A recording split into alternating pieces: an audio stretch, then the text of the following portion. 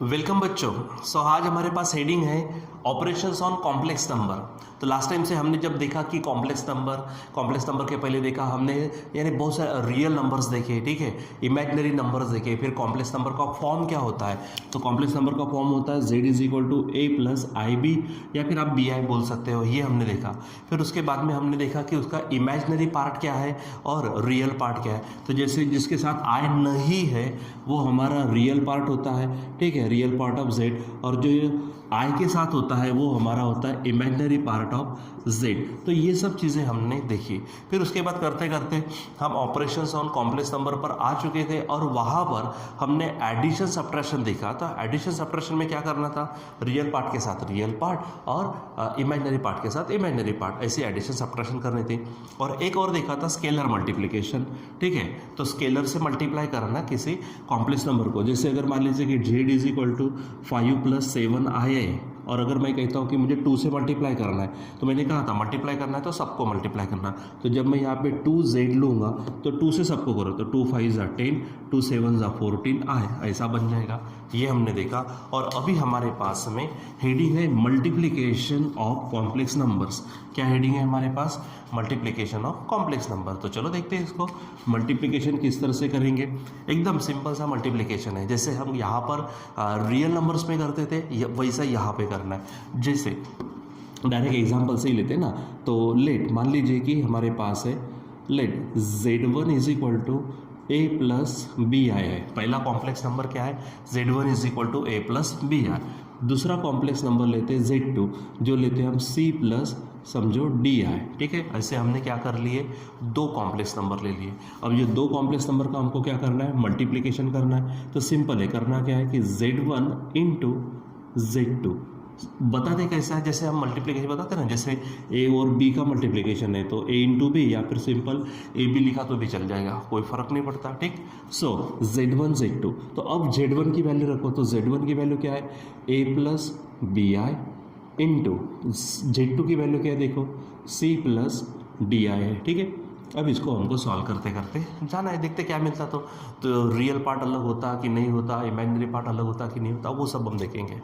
सबसे पहले यहाँ पर जो मुझे दिख रहा है वो आपको भी नज़र आ रहा है कि a प्लस बी और c प्लस डी, इनका अगर मान लीजिए मल्टीप्लिकेशन है तो आप क्या करते थे, पहले हम बोलते ना ब्रैकेट्स का मल्टीप्लिकेशन है तो क्या करते, पहले ब्रैकेट के हर एक से दूसरे ब्रैकेट के हर एक को मल्टीप्लाई करना। क्या कह रहा हूँ मैं, पहले ब्रैकेट के हर एक से दूसरे ब्रैकेट के हर एक को मल्टीप्लाई करना। जैसे पहले मैं a से c को भी और d को भी मल्टीप्लाई करूँगा, फिर b से c को और d को मल्टीप्लाई करूँगा। उसी प्रकार यहाँ पर, या फिर आप ऐसा कर सकते हो, पहले a से इस ब्रैकेट को मल्टीप्लाई करो और b से फिर उस ब्रैकेट को मल्टीप्लाई करो, वो भी चलेगा, ठीक है। यानी इस तरह से, तो पहले a इंटू क्या हो जाएगा, c प्लस डी आई। ये ऑलरेडी हमारा यानी आप 7 क्लास से बोल सकते हैं, इतने छोटे क्लास से शुरुआत हो चुकी थी ऐसे ब्रैकेट सॉल्व करने की, ठीक है। प्लस बीच में कौन आ रहा है, प्लस ये बी आई है, और साथ में फिर से सी प्लस डी आई, ठीक। चलो अब सॉल्व करो, तो ऐसे सबको मल्टीप्लाई करेंगे, तो ए इंटू सी बन जाएगा ए सी, प्लस ए इंटू डी बन जाएगा ए डी, साथ में आई, प्लस यहाँ पर भी वही होगा, तो बी आई इंटू सी मतलब बी सी, साथ में आई, प्लस अब यहाँ पे देखो ये बी डी है, बी और डी है, और आई है, आप देख रहे हो यहाँ पर। तो आई इंटू आई क्या होगा, आई का स्क्वेयर, और बी इंटू डी बन जाएगा बी डी, ठीक है। अब समझ रहे यहाँ पे क्या किया, तो आई इंटू आई स्क्वेयर और b into d b d. चलो अब सॉल्व करते हैं इसको, तो ये हमारे पास है ए सी प्लस, अब देखो ना इन दोनों में अगर बात करते हैं तो आई है, तो मैं आई को कॉमन निकाल दूँ, तो आई को अगर कॉमन निकाल दिया तो यहाँ बचेगा ए डी प्लस यहाँ बचेगा बी सी, और साथ में आप बाहर में लिखेंगे आई, ठीक है। अब याद करो यहाँ पर प्लस ये जो हमारे पास में आई स्क्वेयर है, इस आई स्क्वेयर की वैल्यू हमारे पास है -1। आई स्क्वेयर की वैल्यू क्या है, -1, क्यों, क्योंकि आई की वैल्यू है हमारे पास रूट ऑफ -1, तो आई स्क्वेयर क्या होगा, इसका स्क्वेयर रूट कैंसल, ठीक है, रूट ऑफ -1, यानी आंसर क्या आएगा -1, और ऑलरेडी हमने वो लिखा हुआ है, ठीक है। इनटू क्या हो जाएगा बी डी। अगर आपको रीज़न देना है तो दे सकते हो, रीज़न क्या है, i square is equal to -1, ठीक। अब आप ही देखो यहाँ पे क्या हो जाएगा, ये ए सी प्लस आप इसको लिखेंगे A D plus B C I और plus minus minus 1 into B D, तो क्या होगा आपका बी डी ही होगा। ठीक है, अब ये जो टर्म है ये आई वाली टर्म है, ये ए सी और बी डी ये सेपरेट है, इसके साथ आई नहीं है तो इनको हम कंबाइन ले लेते, तो a C minus B d क्या हो जाएगा, पहला part a C minus B D plus दूसरा होगा a D plus B c और आई, तो ये है आपका Z1 इंटू Z2।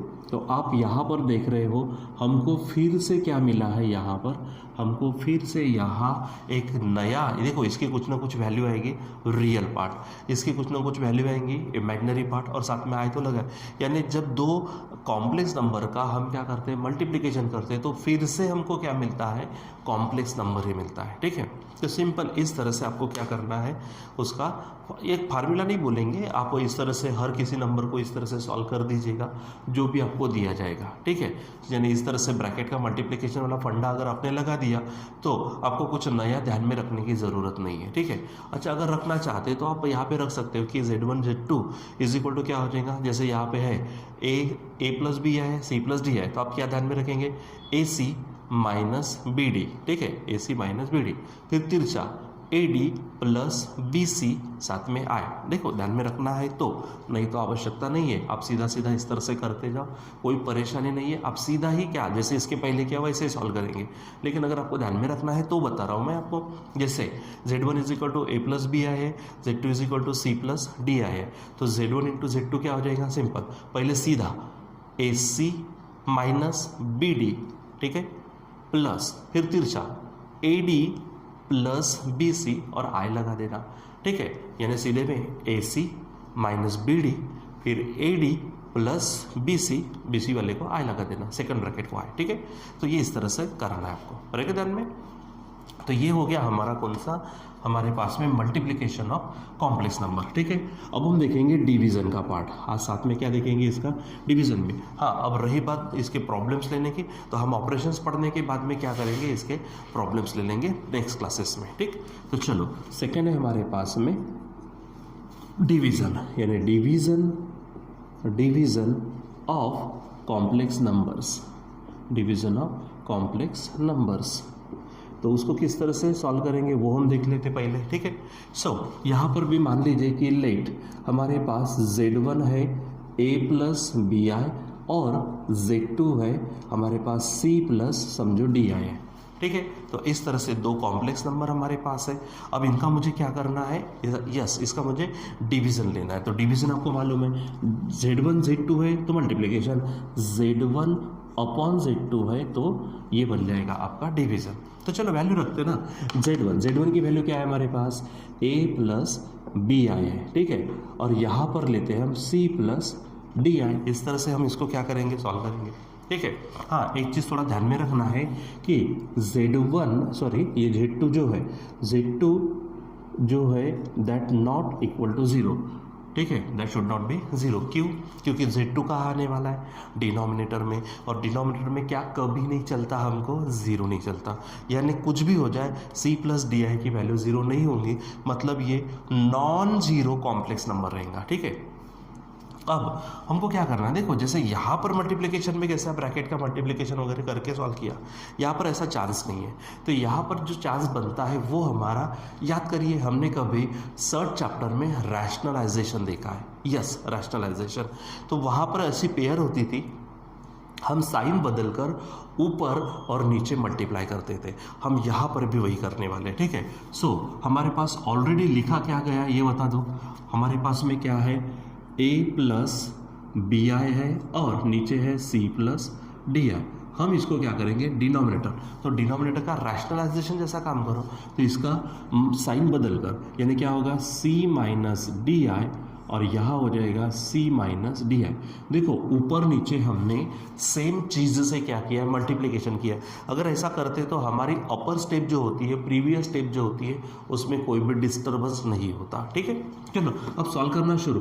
अब जैसा यहाँ पर किया था ना बच्चों, देखो ये a प्लस बी है, C माइनस डी है, वैसा ही आप इसको सॉल्व कर सकते हैं। मैं पहले मल्टीप्लाई करता a से मल्टीप्लाई करूँगा C माइनस डी आई, फिर प्लस है हमारे पास बी आई है और साथ में C माइनस डी आई।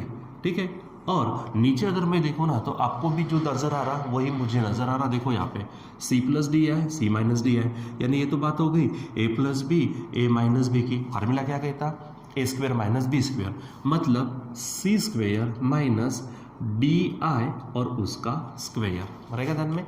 ये आपको थोड़ा ध्यान में रखना है, ठीक है। तो चलो आगे बढ़ते हैं। यहाँ पर ऊपर में जो होगा देखते, a इंटू सी क्या होगा ए सी, और यहाँ पर माइनस ए डी आई होगा ऐसा। फिर यहाँ पे देखो प्लस बी आई इंटू सी, तो ये बनेगा बी सी आई, और ये माइनस, ठीक, ये जो आई है आई स्क्वेयर होगा और बी इंटू डी बन जाएगा बी डी। और नीचे में भी वैसा देखो आप, ये सी स्क्वेयर है, ठीक है, यहाँ पर ये माइनस डी स्क्वेयर और साथ में आई का स्क्वेयर हो जाएगा ऐसा। अब यहाँ और सॉल्व करना बाकी है, तो ए सी माइनस ये, इन दोनों में से देखो कौन बाहर निकला जा सकता है, आई। तो एक काम करते हैं, मैं यहाँ पे प्लस ले लेता हूँ, आई को बाहर निकालता हूँ। तो यहाँ पे क्या हो जाएगा, पहले हम बी सी को लेते पॉजिटिव को, फिर हम ये नेगेटिव लेते यानी ए डी, और साथ में बनेगा आई, ये ए है आपका, ठीक है। देखो यहाँ पे हमने दोनों तरफ में से किसको बाहर निकाला, आई को, बी सी पहले और माइनस ए डी यहाँ पर। फिर ये माइनस है, आई स्क्वायर की वैल्यू आपको मालूम है -1 है, और ये है बी डी।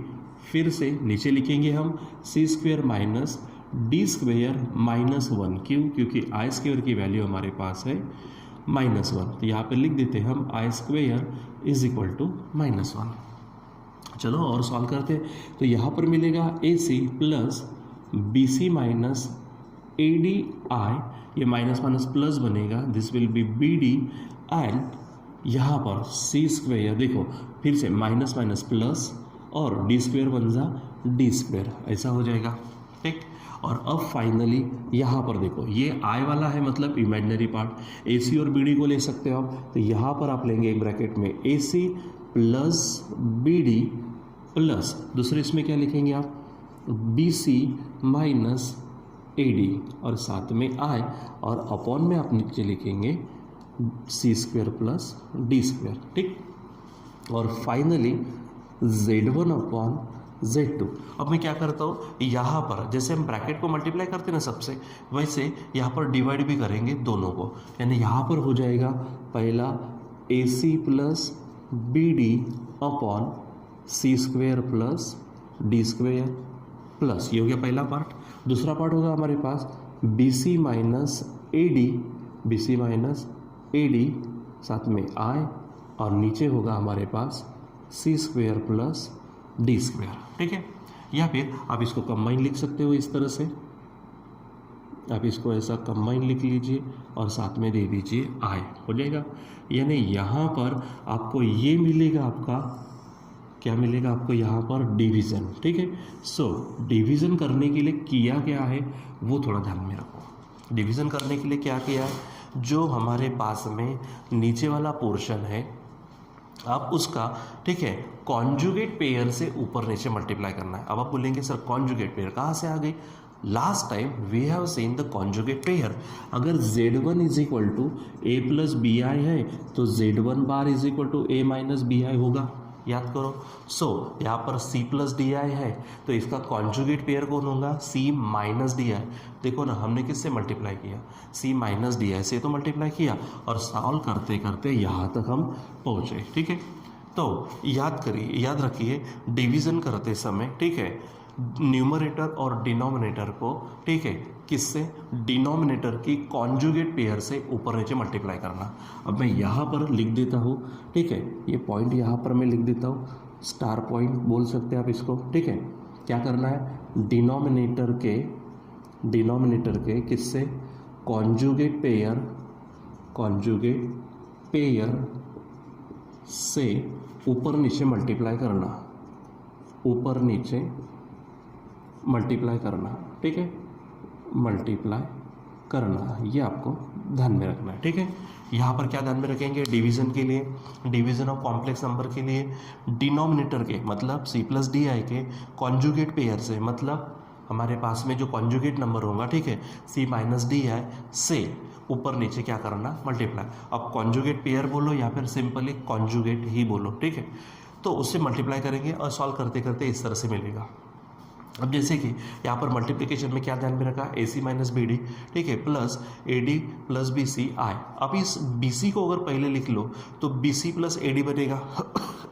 देखो a C minus B D, ठीक है, यहाँ पे ध्यान में रखेंगे कैसा, a C minus B d, यहाँ पर बी सी प्लस ए डी अगर ध्यान में रखते तो यहाँ पर आसानी हो जाएगी थोड़ी। कौन सी, ए सी, वहाँ पे माइनस है ना, तो a C plus B D, ठीक है, और उल्टा यानी साइन चेंज हो जाएगा, ठीक है। यहाँ पर a C minus B d है, यहाँ पर a C plus B d है, यहाँ पे बी सी प्लस ए डी होता तो यहाँ क्या हो जाएगा, b C minus A D, और दोनों को मल्टीप्लाई करना, डिवाइड करना है c square plus d square से, c square plus d square से दोनों को मल्टीप्लाई कर दो और इसको सेकंड वाले को आई लगा दो, ठीक है। यानी अगर आपको ध्यान में रखना है, वैसे आपको ध्यान में, मैंने कहा दोनों इसमें ध्यान में रखने के एवज में अब जो नॉर्मल मल्टीप्लिकेशन डिवीजन करते हैं वैसा ही करना है, सिर्फ यहाँ पर ज़्यादा का कॉन्जुगेट पेयर से या फिर कॉन्जुगेट नंबर से क्या करना है, ऊपर नीचे मल्टीप्लाई करना, सॉल्व करते करते अपने आप आंसर मिल जाएगा, ठीक है। ये एज यूजुअल हो गया कि अगर हमने ध्यान में नहीं रखा तो भी चल जाएगा, लेकिन अगर आपको ध्यान में रखना है, सो मैंने यहाँ पर कहा क्या है, सिंपल, कौन सा, कि मल्टीप्लिकेशन में ए सी प्लस ए सी माइनस बी डी एक इसमें, प्लस दूसरे में तिरछा करो, ठीक है, तो ए डी बी सी करते थे ना, तो थोड़ा सा ऐसा लिख सकते हैं बी सी, ठीक है, बी सी प्लस ए डी, क्योंकि प्लस में आगे पीछे लिखा तो फर्क नहीं पड़ता, आई चिपका देना। वही डिवीजन के लिए यहाँ पर भी हमारे पास क्या है, इस तरह से नंबर्स है, तो यहाँ पे क्या बोल सकते हैं, जैसे माइनस है तो a C plus B D, ठीक है, upon c square plus d square, ठीक है, उसके बाद में बी सी माइनस ए d upon c square plus d square साथ में आए, ये इस तरह से आप ध्यान में रख सकते हैं, ठीक है बच्चों। सो ये हमारे पास में आज था multiplication and division of complex number, ठीक है। उसके बाद में हम क्या करेंगे, जैसे हमारे पास में आई है तो आई के हम पावर्स भी देखने वाले, ठीक है। ऐसे कुछ ऑपरेशंस हो जाने के बाद में हम क्या करेंगे, इसके नॉर्मल बेसिक लेवल पर, क्योंकि मैंने स्टार्टिंग में ही कहा हम ये जो चीज़ें देखेंगे A-लेवल क्लास में ज़्यादातर बेसिक लेवल पर देखने वाले हैं, ठीक है। तो बेसिक लेवल पर देखेंगे, क्योंकि अगर मैं बहुत सारा यही करूँ तो थोड़ा सा टेंशन हो जाएगा हमारे 12th क्लास के सिलेबस, ठीक है, पर ठीक है, तो वो होना नहीं चाहिए, इसलिए हम पढ़ेंगे तो सही, लेकिन बेसिक लेवल पर, और बेसिक लेवल पर हम फार्मूले भी देखेंगे, और वैसे कॉलेज में फिर आपका ये हो जाएगा, तो ये पूरी तरह से समझने के कारण फिर वहाँ पे आप बड़े प्रॉब्लम्स कर सकेंगे, ठीक है। सो बच्चों आज के लिए बस इतना ही, बाकी का कंटिन्यू करेंगे हम बाद में। Till then bye.